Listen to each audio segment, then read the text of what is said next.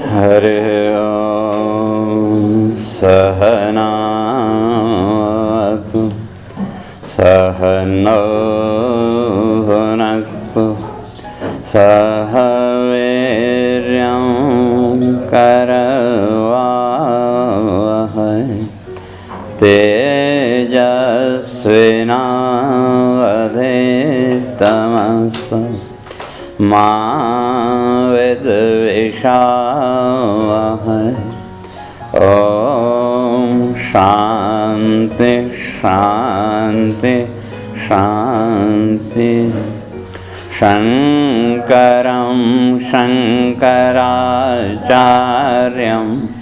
केशवं बादरायणं सूत्रभाष्यं कृतौ वन्दे भगवन्तौ पुनः पुनः। ईश्वरो गुरुरात्मेति मूर्तिभेदविभागिने व्योमवद्व्याप्तदेहाय दक्षिणामूर्तये नमः। ओम शांति शांति शांति।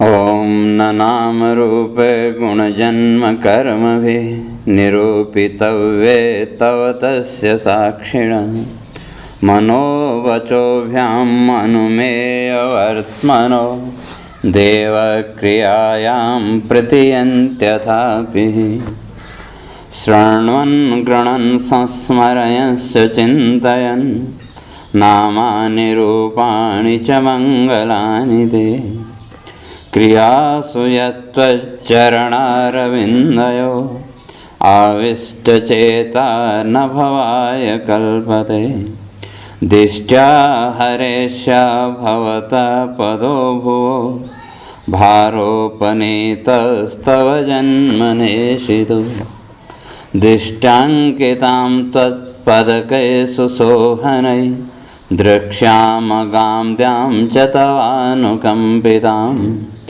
न ते भवस्येष भवस्य कारणं विना विनोदं वत तर्कयामहे भवो निरोधस्थितिरप्यविन्द्यया कृता यतस्त्वयि अभयाश्रयात्मनि मत्स्यास्वकच्छप नरसिंहवराहहंस राजन्यविप्रविबुधेषु कृतावतार त्वं पासिनस्त्रिभुवनं च यथाधुनेश भारं भुवो हरयदुत्तमं वन्दनं ते। तो विचार चल रहा था गर्भ स्तुति का। तो देवताओं ने भगवान की जो स्तुति की और उस स्तुति का कारण भी उन्होंने स्पष्ट किया कि जो जगत है का जगत की उपासना या जगत की स्तुति करने से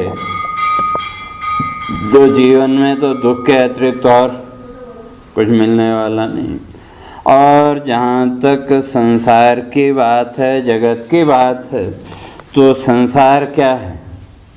लोग कहते हैं कि संसार में दुख है। शास्त्रकारों ने कहा भव एव दुख। संसार में दुख नहीं है बल्कि संसार ही दुख है। तो इसलिए उस दुख से बचना तो हर कोई चाहता है।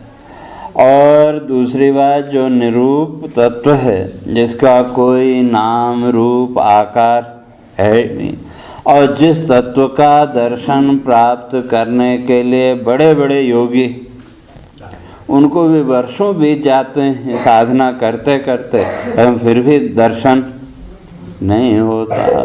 तो वह उस तत्व का साक्षात साकार रूप में दर्शन का सौभाग्य जब मिल रहा है तो तब कहते हैं देवता फिर हम लोग क्यों पीछे रहे हैं। और एक बार जो परमात्मा के शरण में पहुंच गया तो उसका तो फिर जीवन के बंधन अपने आप निवृत्त हो जाएंगे। और एक बार उस परमात्मा के प्रति चित्त में श्रद्धा प्रकट हो गई तो वो चित्त की जो श्रद्धा है, बड़े से बड़े जो जीवन के भय हैं उन भयों को भी दूर करने वाली है। तो इसी में 10वें स्कंद के शुरू में ही स्पष्ट किया, हिंस्रा स्वपापेन विहंसितः खलु साधु समत्वेन भयाद विमुच्यते। कहते हैं जो हिंस्रा माने हिंसक व्यक्ति है, जो दुष्ट व्यक्ति है, तो वो अपने पाप के कारण खुद ही मारा जाता है। हिंसा विहिंसिता स्वपापेन। और जो सज्जन है तो कहा साधु समत्वेन भयाद विमुच्यते। और जो सज्जन व्यक्ति हैं, जो साधना में लगे हुए हैं, तो वो भयाद विमुच्यते, कहते हैं वो जन्म मृत्यु के भय से, जगत के भय से मुक्त हो जाते हैं। क्यों? का समत्वेन। धीरे धीरे साधना के द्वारा जैसे जैसे सृष्टि का बोध हुआ, परमात्मा का बोध हुआ, तो जो साधक है उसके मन से राग द्वेष आदि जो विकार हैं वो निवृत्त हो जाएंगे। तो फिर प्रत्येक जीव के प्रति एक समत्व दृष्टि है। तो समत्व दृष्टि का अर्थ राग द्वेष से मुक्त, न किसी के प्रति राग और न किसी के प्रति द्वेष। क्योंकि समस्त जो सृष्टि है, इस सृष्टि के जितने भी जीव हैं वो सब उस परमात्मा की सृष्टि है। तो जब उस परमात्मा की ही सृष्टि है तो फिर किसी के साथ न राग न द्वेष। जैसे परिवार है, अपने परिवार में कहीं न कहीं वो समत्व दृष्टि है कि नहीं? ठीक है, जीवन के व्यवहार में थोड़ा बहुत राग द्वेष भी है, लेकिन वो राग द्वेष होते हुए भी परिवार के जितने भी सदस्य हैं, हर एक के प्रति आपकी एक समान दृष्टि है कि नहीं? तो समत्व भाव। तो इसी तरह से सृष्टि के जितने भी जीव हैं, तो क्या उन सब के प्रति जब क्या हो जाए समत्वेन, उस समत्व से तो भय से मुक्त। और दूसरा समत्वेन का कि धीरे धीरे उस साधना के द्वारा जो साधक है उस परमात्मा स्वरूप को प्राप्त कर लेता है। तो साधना के द्वारा धीरे धीरे जैसे जैसे उसका जीवन ऊपर उठता गया तो वो उस परमात्मा भाव में, आत्म भाव में स्थित होता चलेगा। और जब उस आत्म भाव में स्थित हो गया तब भी समत्व आ गया परमात्मा की तरह। तो तब भी उसके जीवन में फिर किसी प्रकार का कोई भय नहीं रहेगा। तो इसलिए जो भगवान है तो क्या फिर उसका साक्षात्कार होगा कैसे? ठीक है, ये तो चलो भगवान ने अवतार लिया, तो उस युग में भी कितने लोगों को भगवान का साक्षात्कार हुआ? लोग तो बहुत थे, लेकिन कई लोगों ने उनको भगवान नहीं भी माना। और जिन्होंने माना, देखा सामने, तो कई लोगों ने किसी रूप में, कई लोगों ने किसी रूप में, लेकिन ईश्वर के रूप में, भगवान के रूप में कितने लोगों को दर्शन मिला? कुछ सीमित लोगों को। तो वो तो चलो अवतार का काल है, लेकिन बाकी समय में तो उस परमात्मा का जो दर्शन है वो बड़ा मुश्किल है।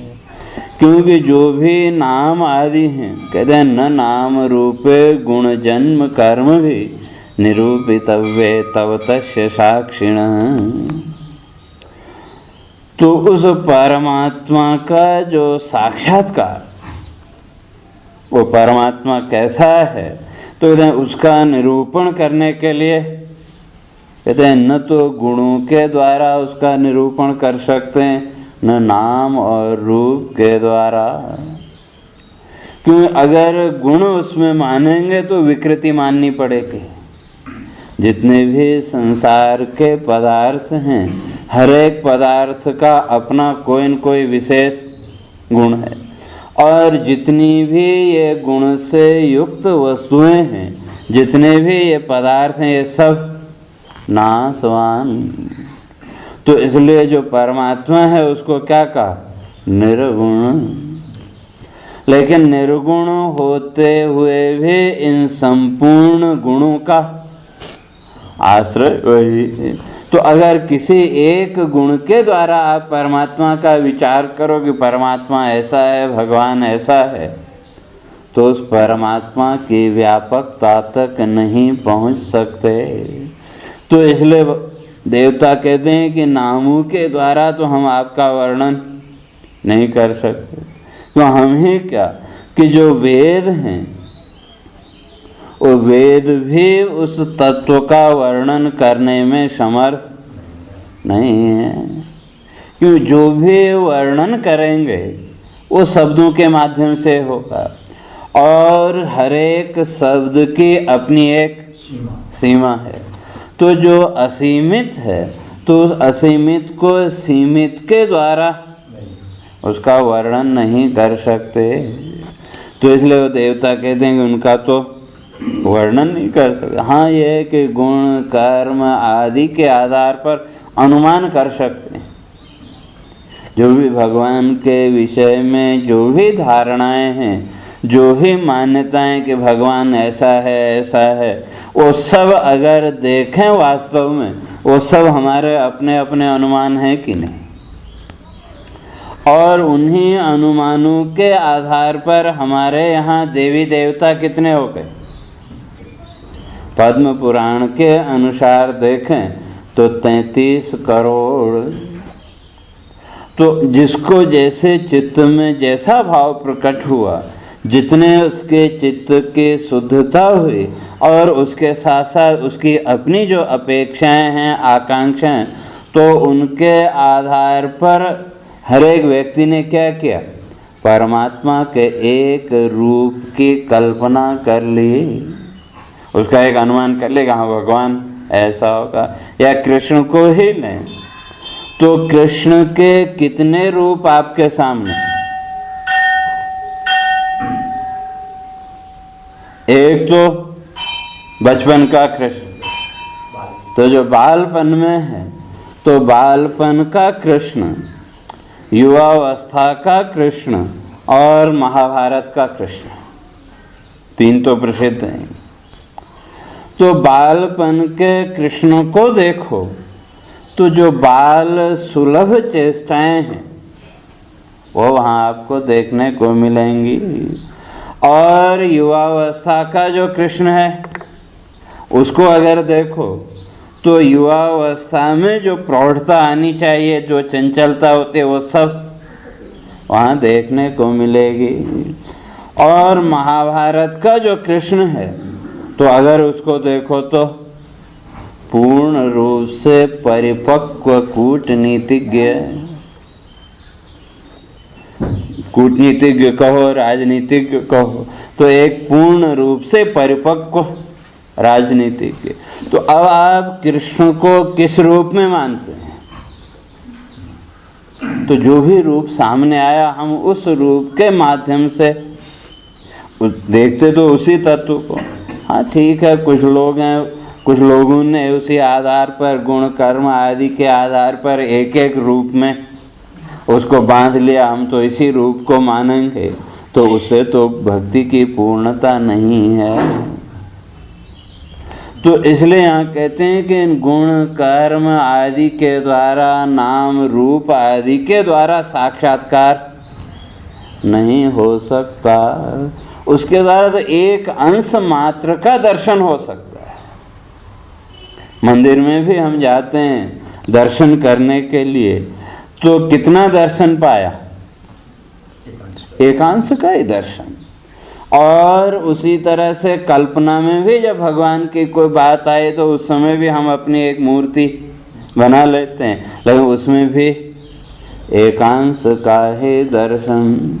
तो इसलिए कहते हैं कि वे देवता कि इसके द्वारा नाम गुण आदि के द्वारा तो आपके संपूर्ण रूप का दर्शन नहीं हो सकता। क्यों? कहते हैं निरूपितव्ये तव तस्य साक्षिणः। कहते हैं इस जगत में ये जितने भी नाम रूप आदि हैं उनका जो निरूपण है तो वो निरूपण कौन करेगा? तो हम लोग करेंगे अपने अपने अनुसार। और जिस किसी भी रूप का आपने निरूपण किया तो उसका साक्षी कौन? जैसे कई बार होता है हम अपना ही वर्णन करते हैं, तो अपना जो भी वर्णन कर रहे हैं उस संपूर्ण वर्णन का साक्षी कौन? हम स्वयं ही हैं। अपने बारे में जो भी हमने वर्णन किया तो उसके साक्षी हम स्वयं। और दूसरा तो जितना वर्णन किया वो उसके आधार पर अनुमान करेगा।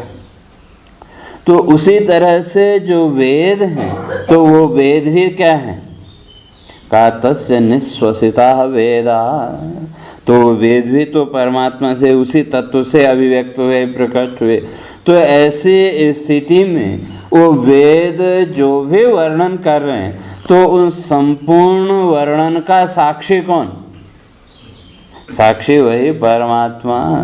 तो इसलिए देवता कहते हैं ये जितने भी वर्णन हैं, जितना भी ये जगत है, इस संपूर्ण जगत का जो भी वर्णन या जितने भी ये दृश्य पदार्थ हैं, इन दृश्यों को लेकर के हम जो भी कल्पना करें वो केवल कल्पना है।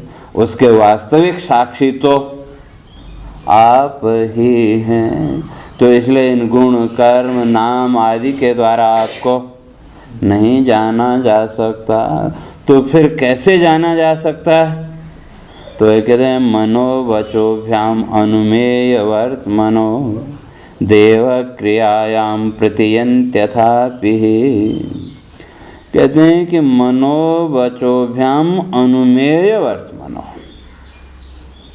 तो मन और वाणी तो इनके द्वारा जो अनुमानित रूप है, जिस रूप का हमने अनुमान किया, वेद की जो वाणी है उसके द्वारा हमने सुना और सुनने के साथ मन के अनुसार एक कल्पना कर लेते हैं। या जैसे भागवत की कथा सुनी, जब लीला का वर्णन आया तो वो लीला श्रवण करते करते हम भी अपने मन में भगवान का एक काल्पनिक रूप बना लेते हैं।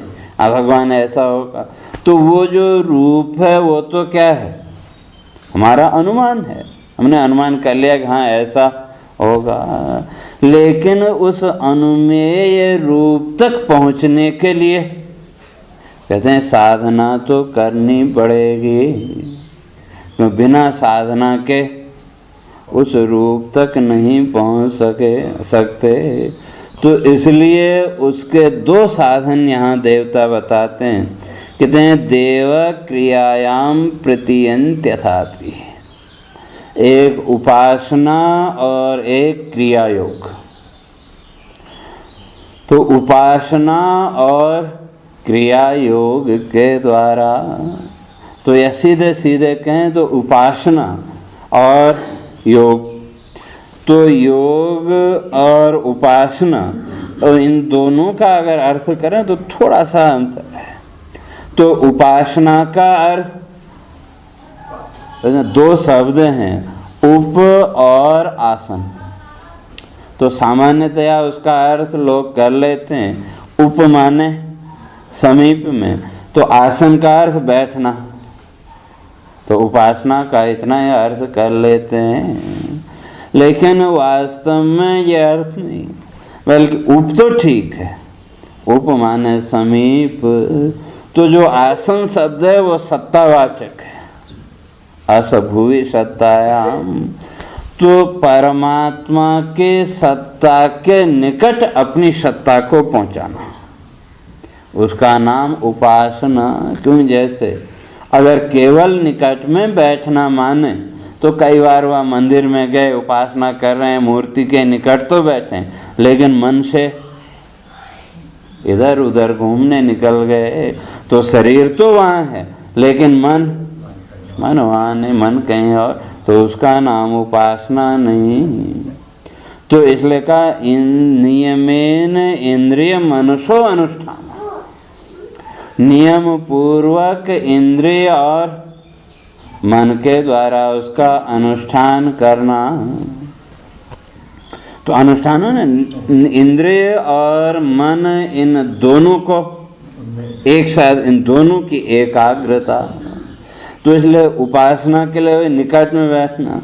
तो जो उपासना की प्रक्रिया है थोड़ी बहुत तो हम सब लोग करते, मंदिर में गए या जो भी मूर्ति है, घर में भी मूर्ति रखी है, तो उस मूर्ति को देखते ही पहला काम हमने क्या किया कि वो जो व्यापक सत्ता है, जिसको भगवान कहें, परमात्मा कहें, जो भी कहें, उस व्यापक सत्ता को उस मूर्ति के रूप में हमने क्या किया, केंद्रित कर लिया।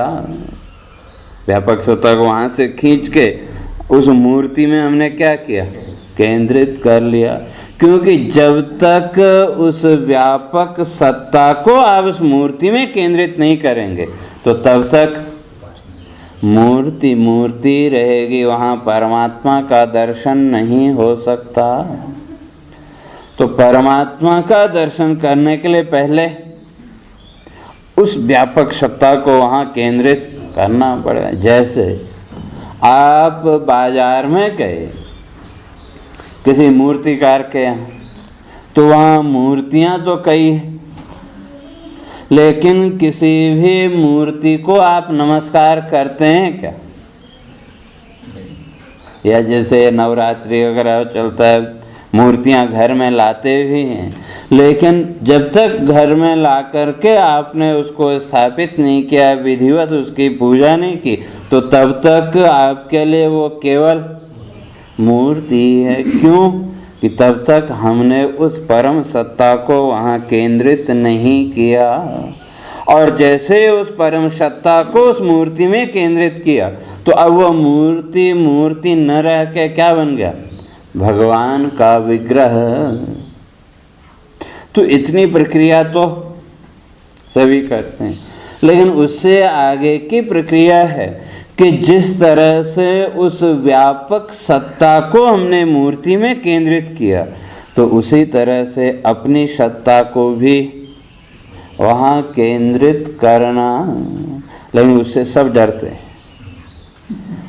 क्यों? अगर स्वयं के सत्ता का केंद्रीकरण उस मूर्ति में हो गया तो फिर सारा संसार अपने आप छूटे, तत्क्षण संपूर्ण संसार निवृत्त हो जाएगा। तो संपूर्ण संसार की जो निवृत्ति है उससे हम भयभीत होते हैं। इसलिए आधी प्रक्रिया तो करते हैं, लेकिन उससे आगे की जो आधी प्रक्रिया उसको छोड़ देते हैं। तो जिस दिन ये दोनों प्रक्रियाएं पूरी हो गई तो उस दिन उपासना का फल मिलेगा। और उपासना का फल है आपको समाधि में ले जाना। जितनी भी ये उपासनाएं, इन उपासनाओं का फल क्या है? कहते हैं अर्चिरादि मार्गेण ब्रह्मलोक प्राप्ति। जो पंचाग्नि विद्या में जो मार्ग बताए, अग्निपथ इत्यादि, तो इन ऊर्ध्व लोकों के माध्यम से तो कहाँ तक पहुँचना? उस ब्रह्म लोक तक पहुँचना। तो वहाँ तक पहुँचने की जो प्रक्रिया है वो उपासना। और उपासना करनी कैसे? तो स्पष्ट करते हैं, आत्मानं तन्मयं ध्यायन् मूर्तिम संपूजये धरे। कहते हैं आत्मानं तन्मयं ध्यायन्, आत्मान माने अपने आप को, तो उस मूर्ति के साथ क्या कर लेना, एकदम तादात्म्य, तन्मयता। और उस तन्मयता के द्वारा फिर उस परमात्मा का ध्यान। और ध्यान के लिए कोई न कोई आश्रय तो चाहिए, क्यों सीधे सीधे निर्गुण का न तो ध्यान कर सकते हैं और न उपासना कर सकते हैं। तो इसलिए पहले प्रतीकोपासना। तो ये जितनी भी मूर्तियां हैं ये सब क्या हैं? और प्रतीक। तो इन प्रतीकों के माध्यम से व्यापक तक पहुंचना। जैसे पहले भी कई बार मैंने कहा कि मंदिर में हम गए तो मंदिर में मूर्तियां कितनी? मूर्तियां अलग अलग हैं और हर मूर्ति के सामने सिर झुकाते हैं कि नहीं? तो मूर्तियां अलग हैं, रूप आकार सब अलग अलग हैं, लेकिन जब नमस्कार किया तो हर बार जो ध्यान है वो ध्यान कहाँ है? मूर्ति में, या जिसकी मूर्ति है, जिसकी मूर्ति है। और जिसकी मूर्ति है उसको एक मानते हैं कि अनेक मानते हैं? परमात्मा कहो, भगवान कहो, जो भी कहो, तो वो तत्व तो एक। तो ये जितनी भी मूर्तियां ये क्या हो गए? उसी एक तत्व के भिन्न भिन्न रूपों में प्रतीक। और प्रत्येक प्रतीक के माध्यम से हम कहाँ पहुँचे? उसी ब्रह्म तत्व। ध्यान तो उसी का है, तो ये व्यापकता आई कि नहीं? तो उसी के लिए तो ये जो प्रतीकों की उपासना, नाना प्रकार के जो प्रतीक या मूर्तियां हैं, ये सब किसके लिए? उसे व्यापक तत्व तक पहुंचने के लिए। तो इसलिए वो जो तन्मयता है, एकाग्रता है, तो वो एकाग्रता धीरे धीरे आपको ध्यान में ले जाएगी और तब वो उपासना निकटता आएगी। क्यों? जो ध्यान है, तो ध्यान से पहले महर्षि पतंजलि ने जो अष्टांग योग की चर्चा की, तो धारणा, ध्यान और समाधि, ये तीन बताए। तो ध्यान से पहले धारणा आवश्यक है और ये उपासना की जो प्रक्रिया है वो उसी धारणा की प्रक्रिया है। तो किसी भी मूर्ति जो भी आपको अच्छी लगते हो, उस मूर्ति के माध्यम से अपनी धारणा को, अपनी वृत्ति को स्थिर करना। तो जो उपासना है उसका फल यह है कि वो आपके चित्त का जो विक्षेप है उसको दूर करेगी। और जब चित्त का विक्षेप दूर होगा तो स्थिरता आएगी, और स्थिरता आएगी तो समाधि लगेगी। और जब तक चित्त में विक्षेप है तब तक समाधि नहीं लग सकती। इसलिए पहले ये धारणा, उपासना का धारणा। और कैसे करना तो वो स्पष्ट करते हैं, का श्रोत्रेण श्रवणम तस्य वचसा कीर्तनम तथा मनसा मननम तस्य महासाधनम उच्यते।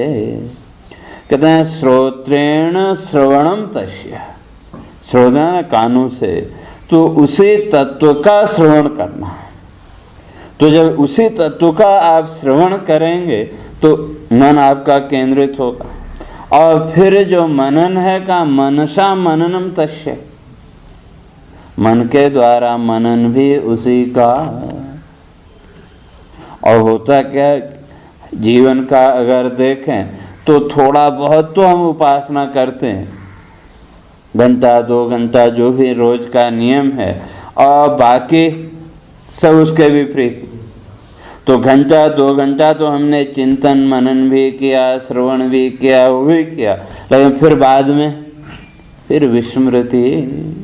लेकिन न होने से फिर भी अच्छा है। तो वही प्रक्रिया कहते हैं सतत, और श्रवण, चिंतन और मनन। तो और वचसा कीर्तनम तस्य, और वाणी के द्वारा उसी के गुणगान करना। तो ये इससे क्या होगा, तो कहते हैं ये महासाधनम उच्यते, इस संसार के दुख से बचने का ये सबसे सरल कहते हैं साधन है। क्यों? जब आपका श्रवण, चिंतन, मनन सब उसी एक तत्व में केंद्रित है तो संसार की चिंताएं अपने आप निवृत्त हो जाएंगी। जितनी देर के लिए आपका परमात्मा का चिंतन रहेगा उतनी देर के लिए संसार की चिंताएं अपने आप निवृत्त हो जाएंगी। और जहाँ तक उपासना की बात है तो कहते हैं उपासना के द्वारा, तो उस उपासना के लिए, भक्ति के लिए तो कोई ज़्यादा भगवान को कुछ चाहिए नहीं। वहाँ तो कहा कि आपकी जो निष्ठा है, आपकी जो श्रद्धा है, वो श्रद्धा महत्वपूर्ण है। आपने भगवान को क्या अर्पित किया वो उतना महत्वपूर्ण नहीं है, लेकिन आपके चित्त की, आपके मन की जो दृढ़ता है वो दृढ़ता, और जैसे जैसे आपके चित्त में दृढ़ता आती जाएगी तो ये उपासना धीरे धीरे आपको कहाँ ले जाएगी? कहते हैं ध्यान में। इसलिए पहले उपासना को या धारणा को, धारणा माने वृत्ति को पहले एक जगह स्थिर करना। तो किसी भी देवी देवता के माध्यम से, किसी भी प्रतीक के माध्यम से चित्त की वृत्ति को स्थिर करना, और जब उसमें स्थिरता आएगी तो चित्त में शांति आएगी, तो धीरे धीरे वो आपको ध्यान में ले जाएगी। और ध्यान का तत्र प्रत्यय एक तानता ध्यान। तो प्रत्यय में ना ज्ञान का जो प्रवाह है, वृत्ति का जो प्रवाह है, उसकी एक तानता, एक रूपता। तो कैसे? तो कहा तैल धारावत। बड़ा बर्तन है, उसमें कुछ पानी रख दिया और नीचे एक छोटा सा सुराख कर दो, तो जब तक वो पानी पूरा खाली नहीं हो जाता तो तब तक वो धार निरंतर चल। तो इसी तरह से जो वृत्ति है, वृत्ति प्रवाह की एक रूपता, उसी का नाम ध्यान। अब वो किसी भी उसमें हो, लोक व्यवहार में भी जब कोई समस्या आती है, कुछ वो आता है, तो उस समय भी जो चिंतन करते हैं वो भी क्या है? वो भी ध्यान की सी ही स्थिति है। क्यों? उस समय आपका संपूर्ण वृत्ति प्रवाह एक ही उसमें केंद्रित हुआ कि नहीं? तो उसी तरह से जो ये वृत्ति प्रवाह है मन का, अंतःकरण का, उसको एक बिंदु पर केंद्रित करना। और जितनी देर वो एक बिंदु पर केंद्रित रहेगा उतनी देर आपका ध्यान स्थिर। और फिर अगर इधर उधर हुआ तो फिर दूसरी वृत्ति आ गई, तो वही उसी का नाम ध्यान। लेकिन उस वृत्ति के केंद्रीकरण के लिए महर्षि पतंजलि ने उसको स्पष्ट किया, कहा केवल कहना सुनना तो बहुत सरल है और लोग करते भी हैं, लेकिन उसमें कुछ कमी है। इसलिए वो स्पष्ट करते हैं, सतु दीर्घकाल नैरंतर्य सत्कारा सेवितो दृढ़ भूमि। वो जो भी प्रक्रिया है तो वो कैसे करनी पड़ेगा? सतु दीर्घकाल, लंबे समय तक। क्यों? एक दिन करने से नहीं होगा। क्यों? धीरे धीरे करते करते क्या हुआ? तो वहाँ दो चीज़ें हैं। तो एक तो आप ध्यान में या उपासना भक्ति जो भी कर रहे हैं, तो एक दिन क्या जब नियम पूर्वक उसको करेंगे तो उससे एक तो आपके मन का विक्षेप कम होगा। क्यों? कि जब आपने एक समय अपना निश्चित कर लिया तो उतनी देर के लिए मन को पता है कि मेरी बात इसने सुननी नहीं है, तो मन अपने आप शांत हो जाए। क्यों? जो मन है तो उस मन की स्थिति भी बच्चे की तरह माने। जैसे बच्चा हो छोटा और कई बार वो जिद करने लगता है और माँ बाप को कोई काम है, बच्चा जिद कर रहा हो बाहर जाने की, तो और जब जिद करता है तो रोने भी लगता है और आपका कोई काम बाकी, आप जा नहीं सकते। तो तब ऐसी स्थिति में क्या, दो विकल्प हैं। एक तो बच्चे को समझा दो, तो अगर बच्चे की बात समझ में आ गई तो फिर जिद नहीं करेगा, और अगर नहीं समझा पाए तो फिर यही होता है थोड़ा सा गुस्से से उसकी ओर देखो तो बच्चा एकदम चुप हो जाता है। लेकिन जैसे ही आपके उसमें नरमी आई, थोड़ा सा चेहरे का भाव बदला, तो बच्चे का रोना धोना फिर शुरू। तो वही स्थिति मन की भी है। तो उस ध्यान तक पहुंचने के लिए पहली बात तो ये, अगर मन के समझ में बात आ गई तो फिर वो मन अपने आप स्थिर हो जाएगा। लेकिन हम लोगों के जीवन की स्थिति उल्टी है। हमारी समझ में तो बात आती है, लेकिन मन को नहीं समझा पाते। तो इसलिए हम चले साधना करने और मन दूसरी ओर खींच के ले जाता है। लेकिन जिस दिन उस मन को समझाने में सफल हो गए, तो उस दिन मन अपने आप स्थिर हो जाएगा। और दूसरा यह है कि आपने एक समय निश्चय कर लिया कि इतनी देर तो मुझे बैठना ही है, तो धीरे धीरे जब मन को पता लगा तो मन भी अपने आप शांत होगा। क्यों? उसको पता है इतनी देर तो इसने मेरी कोई भी बात सुननी नहीं है। तो एक पहला लाभ तो ये कि मन आपका धीरे धीरे उतनी देर के लिए शांत होना शुरू हो जाएगा। और दूसरा, वो जो घर्षण पैदा होगा, आप बैठे साधना के एक आसन पर बैठे, तो धीरे धीरे उस घर्षण के द्वारा आपका जो अशुभ है, चित्त का जो रजोगुण और तमोगुण का जो विक्षेप है, वो दूर होगा। तो जितनी देर भी हम बैठे तो उतनी देर के लिए अपने अंदर सत्वगुण को ऊपर लाने का अभ्यास करते हैं कि नहीं? तो जैसे जैसे वो सत्वगुण आया तो उतनी देर के लिए रजोगुण और तमोगुण पीछे हटे। और अगर कभी आए भी तो सत्वगुण के प्रभाव से रजोगुण और तमोगुण का भी शुद्धिकरण।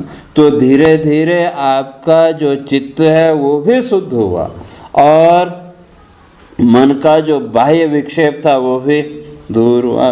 तो ये शुद्धि आपके अंतस की है और मन का वो जो विक्षेप है वो बाह्य उसका, तो दोनों एक साथ। तो इसलिए कहते हैं निरंतर, दीर्घ काल, लंबे समय तक, और निरंतर है, निरंतरता।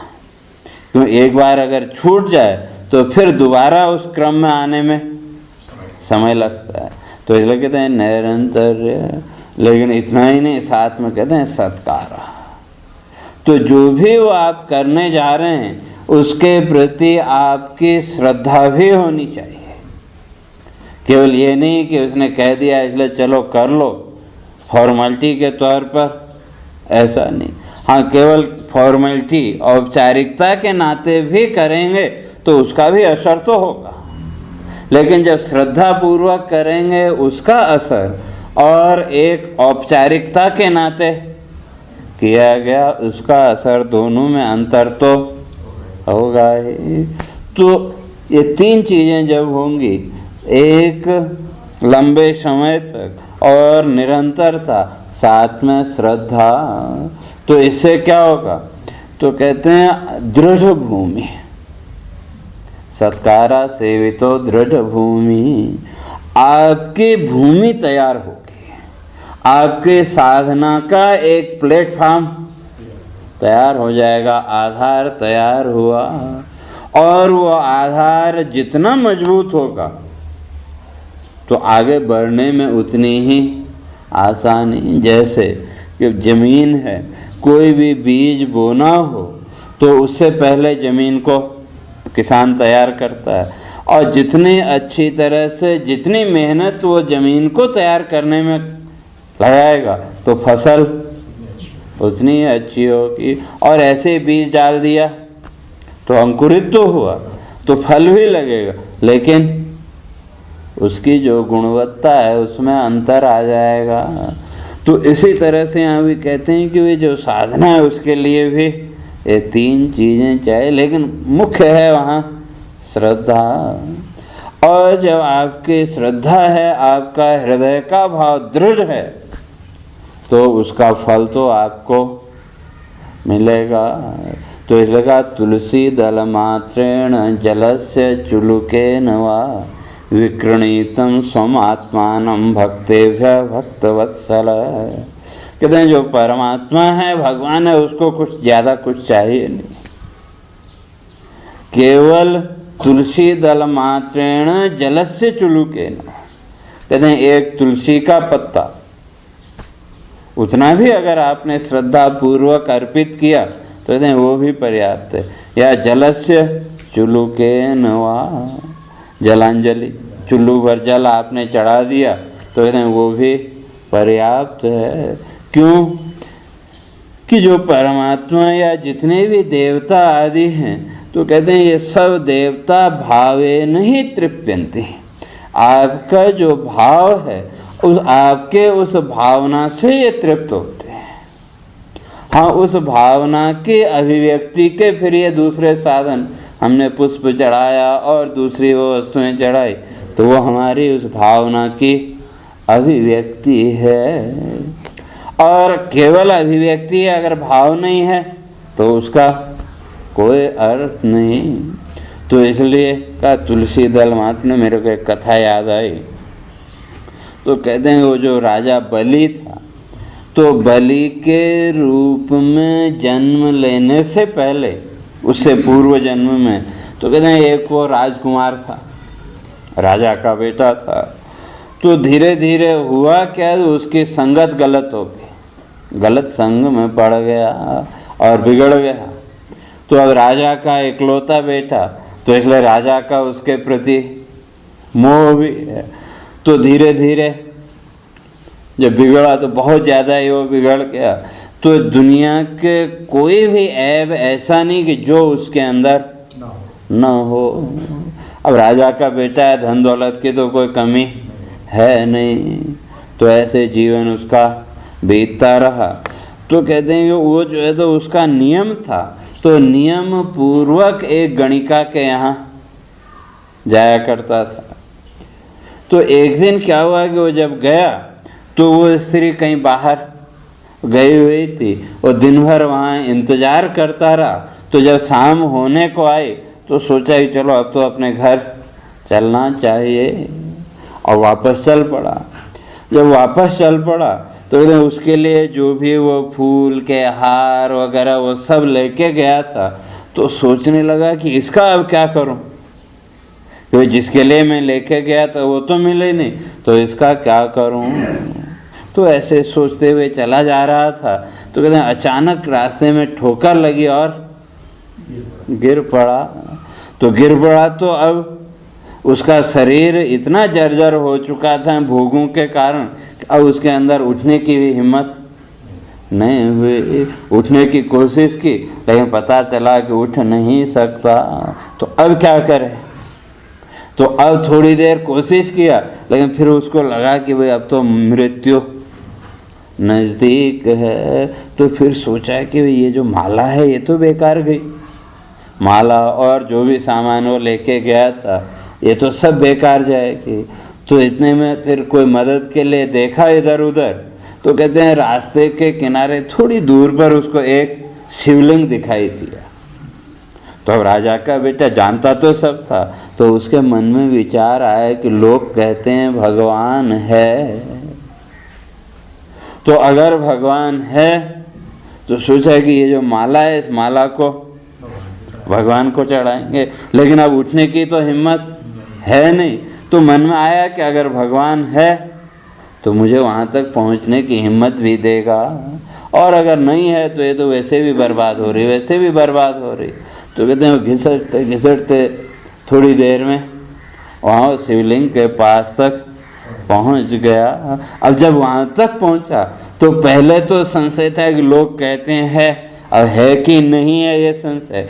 लेकिन उस शिवलिंग के पास तक पहुँचते पहुँचते कहते हैं उसको निश्चय हो गया, नहीं भगवान है। क्यों, अपने शरीर की तो सामर्थ्य उसको लगती नहीं थी कि मैं वहाँ तक पहुँच जाऊँगा, लेकिन फिर भी वो पहुँच गया। तो उसको लगा कि नहीं भगवान है, और साथ में ये सोचा कि भाई इसको शिवलिंग पर चढ़ा दो माला को, तो वहाँ रास्ते में तो धूल में पड़ी बेकार हो जाएगी, और इस शिवलिंग पे चढ़ेगी। तो पहले सोचा तो कम से कम जो भी आने वाला है, जो आस्तिक है, जो भगवान पर श्रद्धा रखता है, तो जब फूल माला चढ़ी देखेगा तो उसका सिर अपने आप श्रद्धा से झुकेगा। तो उस भाव से लेकर के हो गया, और वहाँ पहुँच के कहते हैं उसने पूर्ण निष्ठा के साथ, पूर्ण श्रद्धा के साथ वो माला को क्या किया, वहाँ शिवलिंग पर अर्पित कर दिया। और अब हिम्मत तो थी नहीं आगे बढ़ने की, तो इसलिए वहीं पर थोड़ी देर में प्राण छूट गए। तो कहते हैं तब उसको, अब अपने यहाँ तो है ना चित्र, यमराज के यहाँ जब पहुँचे तो यमराज ने चित्रगुप्त को कहा कि वे देखो इनका खाता, कि कहीं पुण्य क्या कैसा क्या इनको दंड देना है। तो कहते हैं चित्रगुप्त ने कहा कि महाराज क्या देखना है, इसने आज तक जीवन में कोई पुण्य तो किया है नहीं, जीवन में तो इसने पाप ही पाप किए हैं, तो इसको जो भी सज़ा देना हो वो भी कम है, कड़ी से कड़ी सज़ा भी दो तो वो भी इसके लिए कम है, इसलिए इसको सज़ा दे दो। यमराज ने कहा नहीं फिर भी देखो भाई कहीं कुछ निकल आए। तो कहते हैं उसने उसका वो देखा खाता, तो उसने बताया कि और तो इसके जीवन में कोई पुण्य नहीं है, केवल अंतिम क्षण में इसने पूर्ण श्रद्धा के साथ ये माला चढ़ाई थी। ये भी भगवान के लिए तो नहीं लाया था, लेकिन ले तो दूसरे के लिए गया था, लेकिन ये भाव इसके अंदर आया कि सड़क पे पड़ी तो ये धूल में सन जाएगी, इसका कोई उपयोग नहीं, तो इसलिए इसको भगवान के ऊपर चढ़ाओ। तो कहा इतना ही इसके जीवन का पुण्य है और बाकी सब पाप ही पाप है। तो तब कहते हैं फिर यमराज ने उससे पूछा कि भाई तुम अपने पुण्य का फल पहले भोगना चाहोगे या पाप का? तो तब उसने कहते हैं उत्तर दिया कि मुझे पुण्य का फल पहले दे दो, क्यों पाप का फल तो भोगना ही है, और उस पाप का फल भोगते भोगते ये पुण्य पता नहीं कहाँ खो जाएगा, तो इसलिए पहले मुझे पुण्य का फल दे दो, उसके बाद पाप का फल।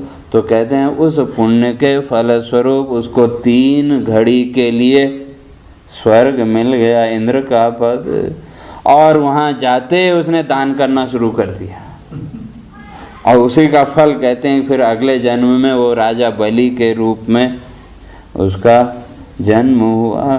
तो कहने का अर्थ ये अंतिम क्षण में सारा जीवन वो नास्तिक रहा, कभी भगवान को उसने सम्मान नहीं दिया, कभी कोई उपासना नहीं की, कभी कोई भक्ति नहीं की, लेकिन अंतिम क्षण में पूर्ण निष्ठा के साथ एक फूल माला ही तो उसने अर्पित की, लेकिन उसका फल उसको स्वर्ग की प्राप्ति।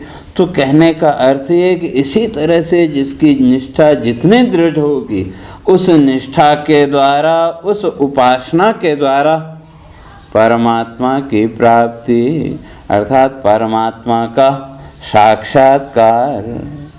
और उस उपासना की प्रक्रिया में फिर वही भक्ति, नवधा भक्ति आदि ये सब उसी की प्रक्रियाएं, श्रवणम कीर्तनम विष्णु इत्यादि। और उसका भी अंतिम फल क्या है? अंतिम आत्मनिवेदन, कि द्वैत भाव मिटते ही वो आत्मनिवेदन। क्यों जब ये बोध हो गया कि ये सारी सृष्टि उस परमात्मा की है, तो फिर क्या उसको अर्पित करेंगे? जो भी वस्तु है वो उसी की है, लेकिन अपना अहम तो अभी है कि मैं हूँ, तो इसलिए अंतिम में कहा स्वात्मार्पण। तो अपने अंदर वो जो थोड़ा सा अहम का भाव है, उस अहम भाव को भी अंत में परमात्मा को अर्पित कर देना, और वो अर्पित करते ही द्वैत मिट गया, फिर केवल एक ही तत्व।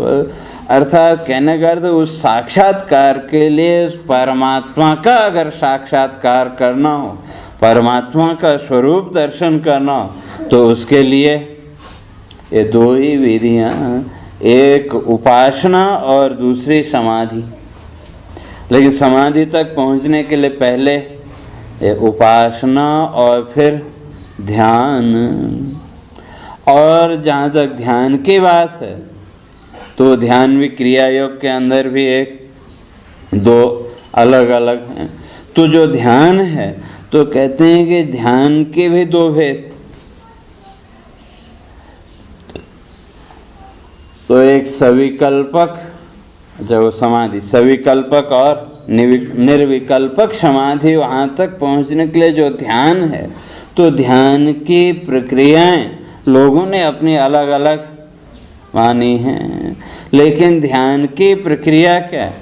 तो कहते हैं ध्येयमेव हि सर्वत्र ध्याता तल्लयताम गतः पश्यति द्वैत रहितम समाधि सो विधीयते। तो वो ध्यान ही कहाँ ले जाएगा? समाधि में। तो ध्यान कैसा? कहते हैं ध्येयमेव हि सर्वत्र, सर्वत्र उस ध्येय का ही दर्शन। तो एकत्व वृत्ति, तो जो हठ योग की समाधि है, हठ योग का जो ध्यान है, वहाँ तो थोड़ी देर के लिए वो वृत्ति बनी, लेकिन जो ज्ञान योग के द्वारा सहज समाधि है, तो वहाँ तो हर रूप में उसी का दर्शन, आकार अलग अलग। जैसे मंदिर में गए, तो मंदिर में जिस समय आप दर्शन करते हैं मूर्तियों के, उस समय अपने आप को टटोल के देखो, तो उस समय भी आप समाधि भाव में हैं कि नहीं? बाह्य जगत से बिल्कुल हट गए। और जितनी भी मूर्तियां हैं, हर मूर्तियों के रूप में आपने किसको देखा? पश्यति द्वैत रहित, द्वैत से रहित जो तत्व है, उसी एक तत्व को इस द्वैत के माध्यम से देख, हर मूर्ति के रूप में उसी एक तत्व को। तो वहाँ मंदिर में जैसे ही आप पहुँचे, तो मंदिर में पहुँचते ही आपकी जो वृत्ति है वो कैसी बन गई? परमात्माकार बन गई कि नहीं? ध्येयमेव हि सर्वत्र। तो वहाँ जितने भी आकार हैं, जितनी भी मूर्तियाँ, हर मूर्ति में आप उसी परमात्मा को देखते हैं। लेकिन ध्येयमेव हि सर्वत्र ध्याता तल्लयताम गतः। तो धीरे धीरे जब उसमें और दृढ़ता आएगी, तो जो ध्यान करने वाला है, जो ध्यान कर रहा है, तो वो तल्लयताम, एकदम उसमें तल्लीनता। जैसे कई बार होता, हमेशा तो संभव नहीं है, लेकिन कई बार होता है, कहीं आपने मूर्ति देखी या किसी नई जगह गए या रोज भी जहाँ जाते हैं, तो कभी कभी जब आपका सत्वगुण बड़ा हो, तो उस समय उस मूर्ति की ओर देखते ही थोड़ी देर के लिए आप एकदम तल्लीन हो जाते हैं कि नहीं? और उस तल्लीनता की स्थिति में आप थोड़ी देर के लिए शरीर भाव से भी ऊपर उठ गए कि नहीं? तो उसी तरह से जो समाधि की स्थिति, कहते हैं हमेशा उस स्थिति में, तो तब कहते हैं पश्यति द्वैत रहितम, तब उस द्वैत से रहित जो तत्व है, जो अद्वैत तत्व है, उस अद्वैत तत्व का दर्शन होगा। तो इसलिए कहते हैं उस वहाँ तक पहुँचने के लिए ये उपासना। और या दूसरा लक्षण किया समाधि का, अहम ब्रह्म इति अवस्थानम समाधि अभिधीयते। तो ये तो क्या होगी? मूर्तियों के माध्यम से समाधि, मूर्ति एक प्रतीक के माध्यम से, और दूसरे अहम ब्रह्म इति अवस्थानम, मैं ही ब्रह्म हूँ, इस रूप में स्थित हो जाना। लेकिन ये बिना ज्ञान के हो नहीं सकती, और उस स्थिति तक जाने के लिए आपको बाह्य क्रिया योग भी चाहिए। इसलिए अकेले उपासना कहें या भक्ति कहें, तो इन सबको कर्म के अंदर माना है। क्यों? जहाँ तक भक्ति और कर्म की बात करें, तो है तो वही कर्म, भक्ति भी कर्म ही है, लेकिन भाव अंतर। जैसे कर्म हम करते हैं, तो अभी तक जो भी कर्म कर रहे हैं वो किसके लिए? अपने लिए, फल प्राप्ति के लिए। तो जब ज्ञान के द्वारा चित्त शुद्ध हुआ और कर्म तथा कर्म की अनित्यता का जब बोध हुआ, तो उस कर्म के प्रति जो आसक्ति है वो छूट गई। लेकिन जो कर्म फल देने वाला है वो नित्य, लेकिन कर्म तो अब भी करना पड़ेगा। तो पहले कर रहे थे फल की प्राप्ति के लिए, अब वही कर्म उस फल देने वाले को जानने के लिए तो कहा उसका नाम भक्ति।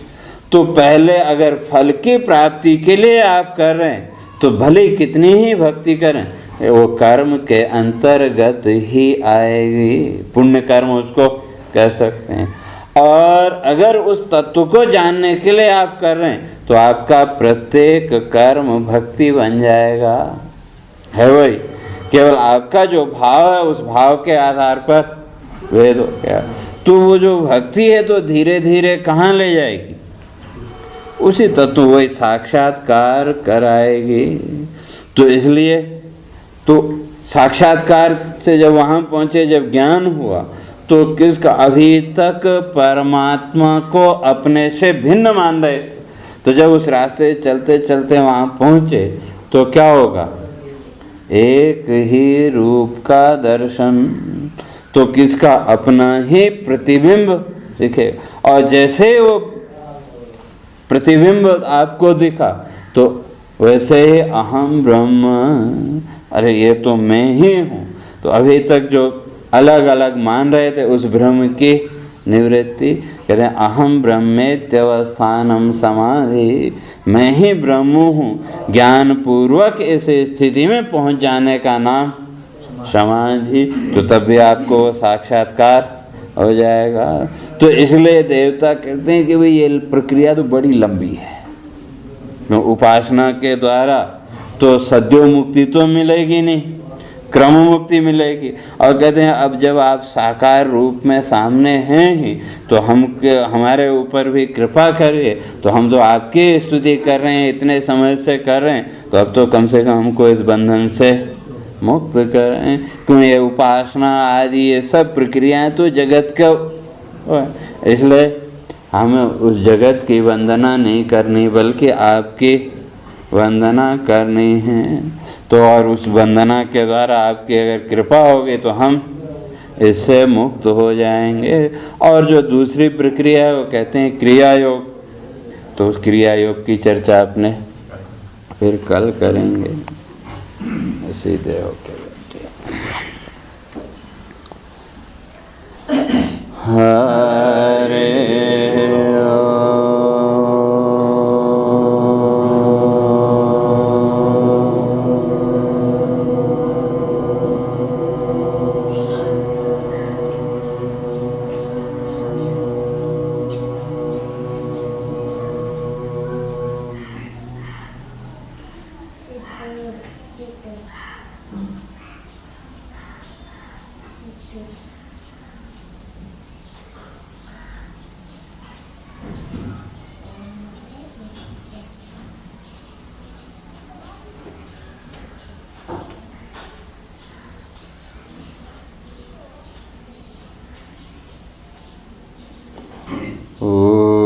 पूर्णमदः पूर्णमिदं पूर्णात् पूर्णमुदच्यते पूर्णस्य पूर्णमादाय पूर्णमेवावशिष्यते। ॐ शान्ति शान्ति शान्तिः। शङ्करं शङ्कराचार्यं केशवं बादरायणं सूत्रभाष्यं कृतौ वन्दे भगवन्तौ पुनः पुनः। ईश्वरो गुरुरात्मेति मूर्तिभेदविभागिने व्योमवद्व्याप्तदेहाय दक्षिणामूर्तये नमः। ॐ शान्ति शान्ति शान्तिः।